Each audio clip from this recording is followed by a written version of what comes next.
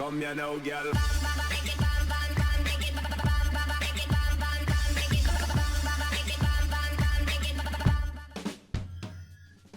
Hello and welcome to What's Map, your one-stop shop for everything workshop. I'm BonBonB and you're very, very welcome. Well, today we've got a map from a creator we haven't dealt with before. But this isn't their first map. Oh no, this is their third map. Now I have actually spotted them before. I've got one of their other maps on the long list. So if you do like this map, do let me know in the comments and I will look to get one of their other maps reviewed in the next couple of weeks. What sort of map is it? Well, it's an island map with a steampunk vibe. Yes, you heard me right. And if you like steampunk, well, you know how to show your approval, don't you? Don't you? Don't you? That's right, hitting the steampunk button really does support the channel, gets me seen by more people and helps me grow a little bit more every single day, so thanks for taking the time. Today's map is Emberly by frankokay. Okay Frank, what have you got for us? And I'm not going to promise not to make that joke again, I'll just try not to. There's your start square. We've got two sources of water there, the coast and a little bit of the top of a river. And then if we have a look at the terrain heights, you'll notice there are no mountains. This is good. Lots of buildable space. This is what we like. What about the resources? The resources are very usable as well. Lots of trees as well for that matter. Basically, it's all there. Off to the workshop. Now, 4 lots of DLC is a bit of a sting. I don't actually have green cities myself, so there might be some stuff missing from today's map, and if there is, then I'm very sorry. We'll be using the Seychelles theme, the realistic 1.2 LUT. There's a one-click collection here. It's not the longest collection, considering some of this stuff you probably almost definitely have already, such as Fine Road Anarchy, Fine Road Tool, possibly the 81 tile mod, and so forth. So anyways, what have we got in the way of steampunk? Well, first of all, some, shall we say, silly networking. Yeah, we'll say silly networking. We got highway and highway elevated with 2 elevated railways in the middle and big old power lines running along the side. Why not? Why the heck not? Now the quality on today's map is not too bad at all. Not too bad. There's a little bit of fine tuning here and there. For example, here. Now, I don't mind the way that the rail comes out both under and over the road. It's like steampunk. It's supposed to be a little bit fantastical, isn't it? But I still believe we could make this a little bit more elegant by this lower rail line. You see the way it drops down. It doesn't need to drop down, apart from to get underneath the highway. So what we'll do is we'll just raise these 2 nodes up a little bit. If I can grab the second node, that one there. We're just going to elevate that just slightly. I know we do have a slope tool now, but I need to make sure that the these nodes in the middle are at the right height. I can't just slope from one side to the other, else we will be going through the highway. This node in the middle here needs to come up a little bit, that one there. Probably about there, I reckon. Ballpark, something-ish like that. Yeah, it's not too bad. And then this one can come up just a fraction. And then the next one can come down just a fraction. And that just makes the slopes a lot smoother. A lot more gentle, slightly more believable. But steampunk, so in steampunk you do see like rail lines that do this, don't you? You do. So it's kind of personal taste. Personal taste is what matters, I think. Now we've got double-decker railways on the right now, big power lines going down the middle, and we have our first intersection. Now this isn't the start square intersection. This leads down to a secondary start location. Very simple, very sleek, nothing wrong with it really, nothing to moan about, apart from, well, I can see street lights clipping on the highway, street lights clipping on the overpass here, and that road looks weird. Let me come down to ground level, have a look down here. Now if you imagine you're driving a double-decker bus down here, that doesn't look particularly safe. If I could get underneath there, probably, let's go from the opposite side. Yeah, I don't think this is going to pass the donut test at all. No, definitely not. Yes, fine tuning is what we're looking at. I mean, I'm all for a little bit of fantasy, but I think that's a bit one step too far for me. Secondary start location is right here. Let's go back to the highways and work our way to the start square proper. because we like a proper start square. And I promise you, we've got something quite majestic in the start square today, and not just the asset of the day. Not only that, today's factoid, I've stepped away from the book. I know a lot of people have told me time and time again, if you took some time, oh look, we've got pillars in the road, oopsie. Yeah, if you took the time to get some factoids that were relevant, good idea. Well, today I did, because I actually wanted to know more about today's asset. I couldn't work out what it was, so I wikied it. And so I'm going to read to you the first paragraph from Wiki.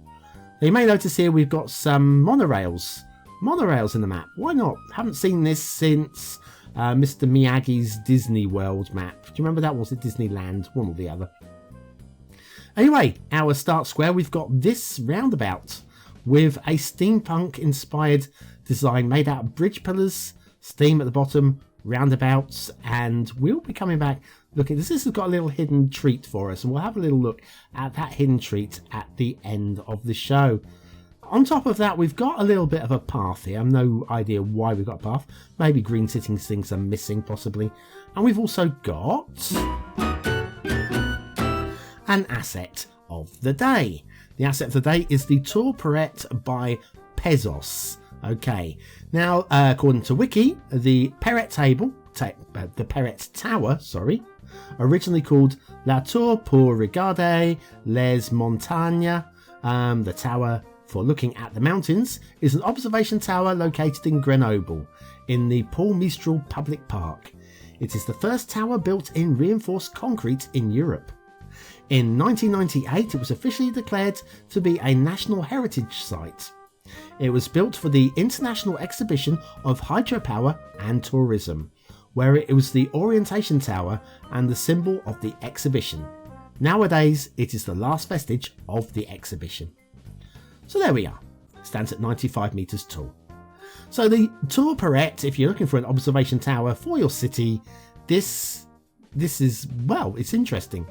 Definitely interesting. Thank you very much for that one. Nice work from Pesos.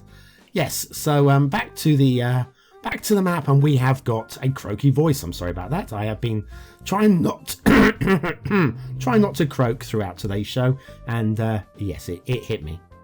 Well, we've got a lot of rail, and most of these catenaries are very well behaved, apart from this one, which is standing on the line. But you may also notice we've got a little bit of a terrain issue going on there, which is causing the rails just to glitch out. And once again, that's just a couple of taps on the page up button to fix that, and we'll be back in operation. So the rail, it goes from 4 lanes down to 2 here, lines even. Now we'll take a little look down here. This doesn't go anywhere particularly other than a potential third start location, I guess. And we want to see where the monorail's going to, don't we? I'm pretty sure I know I do. Or I know I did when I recorded this one. I know where it goes now. And when I tell you it's nowhere spectacular, I think you'll probably agree. Not that there's anything wrong with that, but here we go. Nowhere spectacular. Right, okay, time for an intermission. I will clear my voice, clear my throat, and we'll come back in a moment. Do you have trouble building on steep hills? Do your buildings continually glitch into or out of the ground? Then you need the Beginner's Guide to Building on Steep Hills by BonBonB. Click the information button now.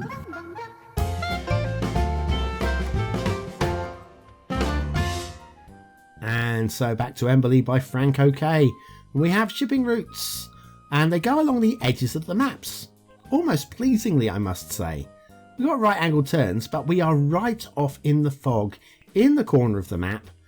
And the shipping routes very happily reach the land from all the way over here. It's no problem at all. I don't mind the right angle turns when it's so far out of sight and out of mind. Now down here we're going to go in a little bit because we've got some islands hidden in the fog. So we're going to go around the islands and off the edge of the map there. What about water flow? Well, I told you we had some coast, and the coast has got moving water. We've got a little oasis type thing going on there. And then we have got a short river with a water source down here. So one way or another, you are going to be okay for water. How you decide to use it is completely up to you. So the map as a whole, it's not huge, but it's definitely big enough for a decent sized city. We've got loads of separate islands and peninsula down here. Looks pretty good. We've got, let's just check out one or two of these to make sure. Yeah, he's kind of like a bit of green glitching where that's hitting the sand. And we've got some underwater terrain stuff as well, which I'm not best excited about, but we won't look too much into that. We've got good foliage coverage on the islands, makes it look wild and unkempt. And we have the park life dildo of death. Yes, I think that's the only thing that's got to be called that, hasn't it? I think. Well, we've got the glory hole. We might as well have the dildo of death as well. What more have we got going on? It's just basically lots of this, and looking at the coastlines there, some cliff work. We've got an abandoned ship down here, which is kind of like wedged onto the rocks. See if I can get down to that closely enough. There you go, wedged into the rock. That's not going anywhere soon. Try not to get the camera wet. And then we've got one of these park life caves. We've got a little bit of water glitching. The water doesn't like the vanilla rocks, and so there's not really much you can do about that other than not use the vanilla rocks. So there's a lot we're not looking at here, but I'm sure you'll pick things out of the corner of your eye that I'm not mentioning.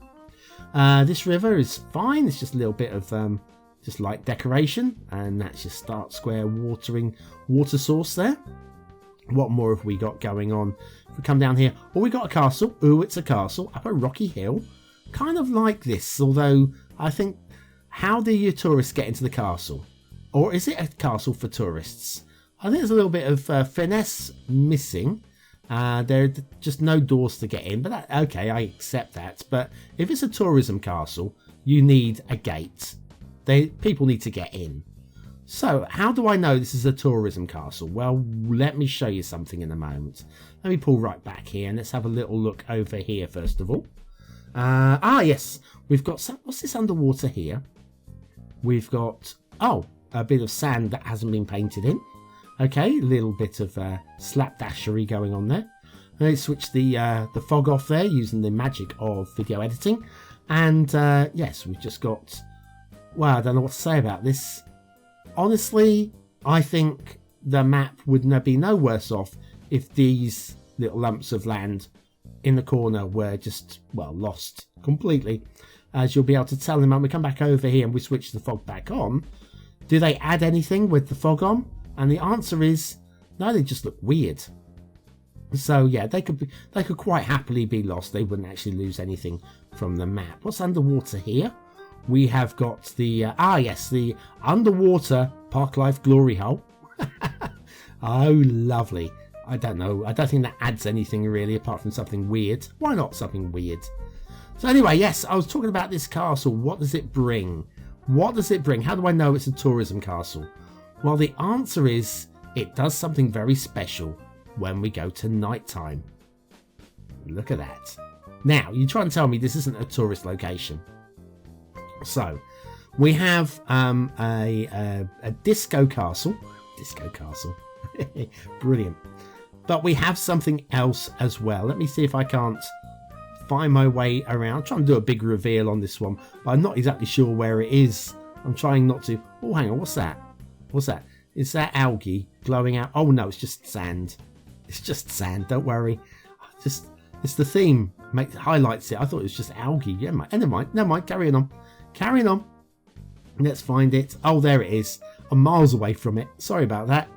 I'll come all the way over here and there's nothing to be seen. I was even the wrong angle as well. Sorry about this. Let's move around here. Yes, back to the start square. We have got this the steampunk thing, and it's lit up beautifully, including the road leading up to it. It's just stunningly beautiful set of colours. I think this is just a great set piece. The entire map. This is the one thing. Oh, shall we do the spinny thing again? Well, I'll tell you about the vote. Yes, it's your chance to vote on this map. Is it a 1-star map? Is it a 5-star map? Is it somewhere in between? Your vote really does count. We use it at the end of the month for the Viewer's Choice Top 10. Will this be one of the top 10 maps of the month? Only you can decide. What do I think? It could be. it might sneak in there. Depends on what else comes this month, but there's not much wrong with it. So just a little simplistic in some respects. Aesthetically, what do I think aesthetically? It's okay. It's okay. I was edging towards the 4th star, but I just feel it doesn't quite get there. It's not quite interesting enough and not quite flair enough to get a 4th star, but it's a high 3. Detailing's pretty solid. I've got no major complaints with the detailing at all. Just a few tweaks here and there. Don't think it quite deserves the 4th star because there are some, few too many streetlight clippings and stuff like that. But a solid 3 star again for that one. Gameplay potential, I think it is definitely a playable map. Very, very playable map. There's not too much wrong with it. Might be a few of you might be put off by the networking, but this is a map that I would very happily play without any problems at all. So 4 stars for gameplay. Emberly by frankokay, a very solid, very interesting take on a map, and I do love that set piece. It makes her a very interesting screenshot. Well, thanks for watching, for commenting, for liking, and for subscribing, and for joining me for another map in the What Map series. Guess what we've got tomorrow? Yes, another map in the What's Map series, plus one old one on the screen now. If you want to go and have a little vote on an old one, it's there. You may have already voted on that one, you never know. And what have we got? Oh, no Duvo, I'm afraid, this week. I forgot to tell you earlier. Yes, no Duvo. I've been busy doing something else. I'm pretty sure you know what that is already. But I will see you tomorrow for another map. Thanks for watching.